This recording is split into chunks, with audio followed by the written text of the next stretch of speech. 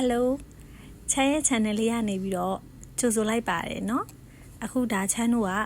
ကကလောကိုသွားမှာပေါ့เนาะဒါကမနက်အစောကြီးသွားတာ0မိုင်မှာပေါ့เนาะဒါစစ်စီးရေးဂိတ်မှာ channel တန်းစီကြပေါ့เนาะအမြူလေးတွေလည်းနည်းနည်းလေးရှိသေးတယ်ပေါ့เนาะခီးသွားရသည်ဆိုတော့စောင်းနှစ်ပတ်သွားကြတာပေါ့เนาะ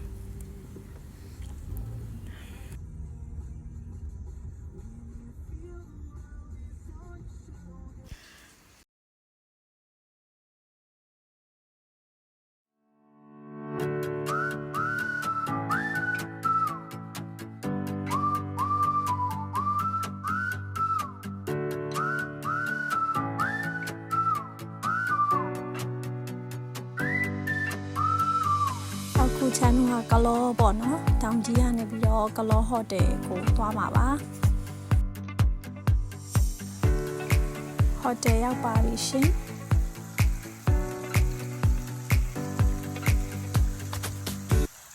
ကလောရာဒီဥတို့ကအရမ်းမိုက်တယ်ရှင်အေးစိတ်နေရပဲပြီးတော့ channel တဲတဲ့ဟိုတယ်ကလည်းလေအကျယ်ကြီးပဲ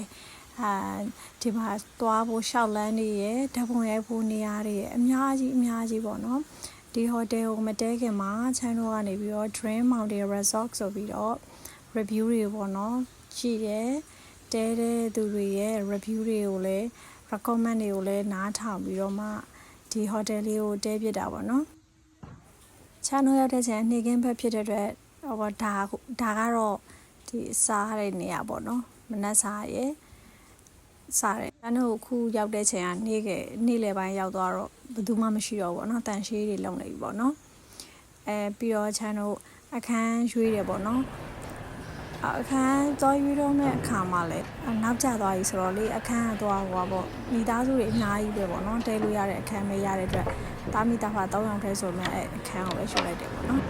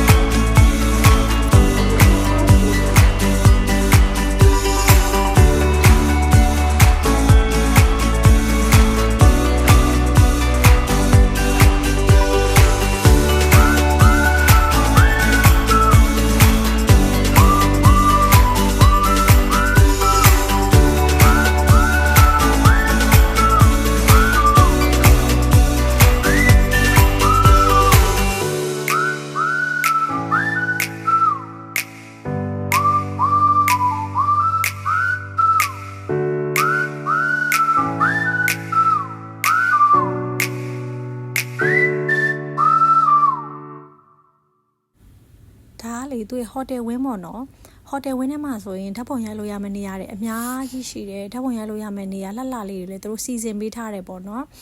ဒါဆိုရင်ဟိုဒီ coffee time နေနဲ့ဓာတ်ပုံလည်းရိုက်လို့ရတယ်ဒန်းစီလို့ရတယ်အခုနောက်ဆိုရင်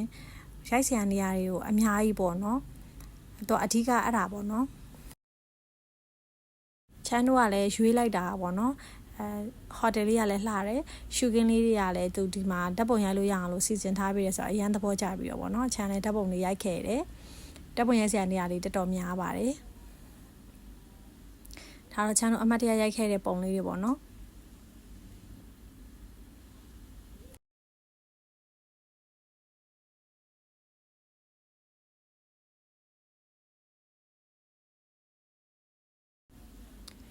နောက်တော့လေသူကရှုကင်းနေလေအရန်လှတယ်ပေါ့နော်ဒီအခန်းကနေပြီးတော့ကြည့်ရင်တောင်တန်းတွေလည်းတကယ်လှတယ်မြင်ရတယ်ပေါ့နော်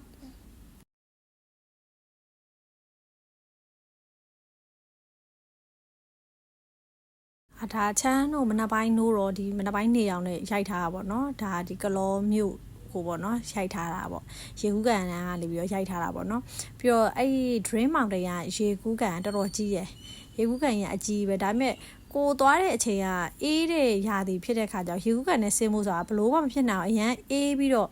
ချမ်းနေတာပေါ့နော်အဲ့ဒါကိုသမီးဖြစ်သူကအဲ့ရေကူးကန်မှာရေမကူးရလို့ဆိုပြီးတော့ကြီးကြတော့လေသူ့အဲ့မှာရေပေးကူလိုက်တာဘသူမှရေမကူးနော်အရန်အေးပြီးတော့စိတ်နေတာအဲ့မှာသူတယောက်တည်းရေကူးကန်ထဲမှာရေဆင်းကူတယ်တဲ့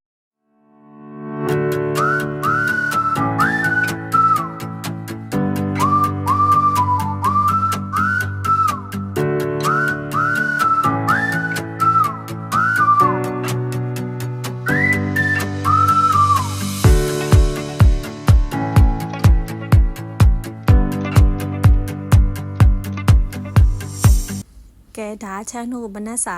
စားရမယ်ပေါ့နော်ဒီမှာမနက်စာသူတို့ဟိုတယ်ကကျွေးတာပေါ့နော်မနက်စာစားမယ်ဆိုရင်ဒါအခုအရင်ဆုံးကြည့်လိုက်တာအချိုပွဲပေါ့နော်ဒါအချိုပွဲတွေဖြစ်မယ်ဒါအချိုပွဲတွေ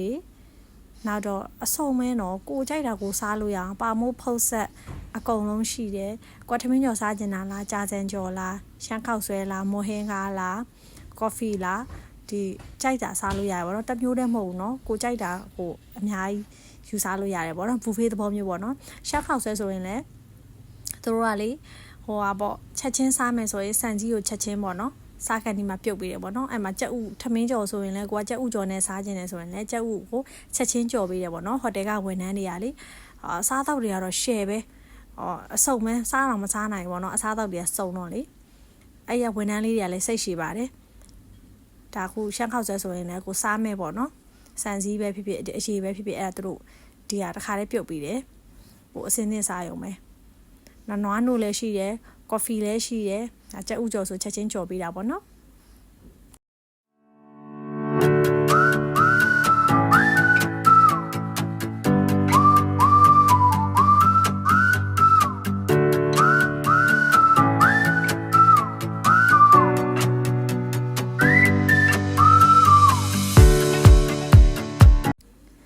ခုဆိုရင်ဟွာပေါ့နော်ဗျိုက်တောင်ပေါ့နော်ဗျိုက်တောင်မှာဓာတ်ပုံရိုက်မယ်ဗျိုက်တောင်နောက်ကျောထားပြီးတော့ရိုက်မယ်ပြီးတော့အဲ့မှာရထားလမ်းအဟောင်းလေးပေါ့နော်အဲ့ရထားလမ်းမှာ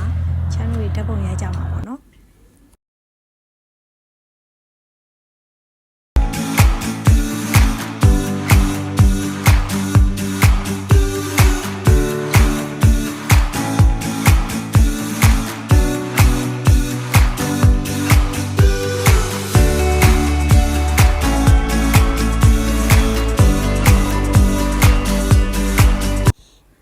ဒီမှာဓာတ်ပုံလေးတွေလှလှလေးရိုက်ကြမယ်ပေါ့နော်